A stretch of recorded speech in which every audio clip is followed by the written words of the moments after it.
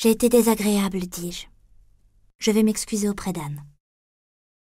Es-tu heureuse? Bah oui, dis-je légèrement. Et puis, si nous nous tiraillons un peu trop avec Anne, je me marierai un peu plus tôt, c'est tout. Je savais que cette solution ne manquerait pas de le faire souffrir. Ce n'est pas une chose à envisager. Tu n'es pas Blanche-Neige. Tu supporterais de me quitter si tôt? Nous n'aurions vécu que 2 ans ensemble. Cette pensée m'était aussi insupportable qu'à lui. J'entrevis le moment où j'allais pleurer contre lui, parler du bonheur perdu et de sentiments excessifs. Je ne pouvais en faire un complice. J'exagère beaucoup, tu sais. Anne et moi, nous nous entendons bien, en somme, avec des concessions mutuelles. Oui, dit-il, bien sûr. Il devait penser comme moi que les concessions ne seraient probablement pas réciproques, mais viendraient de ma seule personne. Tu comprends, dis-je, je me rends très bien compte qu'Anne a toujours raison. Sa vie est beaucoup plus réussie que la nôtre, beaucoup plus lourde de sens. Il eut un petit mouvement involontaire de protestation, mais je passai outre. D'ici 1 mois ou 2, j'aurai assimilé complètement les idées d'Anne. Il n'y aura plus de discussions stupides entre nous. Seulement, il faut un peu de patience. Il me regardait, visiblement dérouté, effrayé aussi. Il perdait une complice pour ses incartades futures. Il perdait aussi un peu un passé.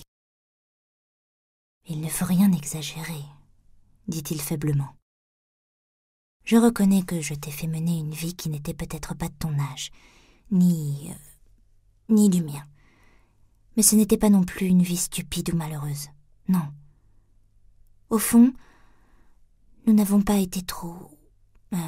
tristes, non, désaxés pendant ces 2 ans. Il ne faut pas tout renier comme ça parce que Anne a une conception un peu différente des choses.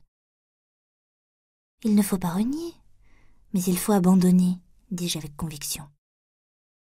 Évidemment, dit le pauvre homme, et nous descendîmes. Je fis sans aucune gêne mes excuses à Anne. Elle me dit qu'elles étaient inutiles et que la chaleur devait être à l'origine de notre dispute. Je me sentais indifférente et gaie. Je retrouvai Cyril dans le bois de pin, comme convenu. Je lui dis ce qu'il fallait faire.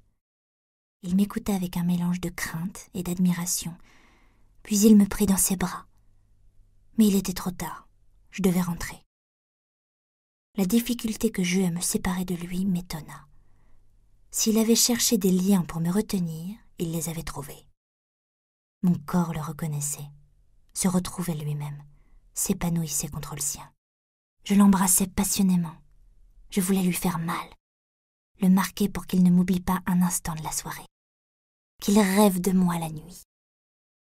Car la nuit serait interminable sans lui contre moi, sans son habileté, sans sa fureur subite et ses longues caresses.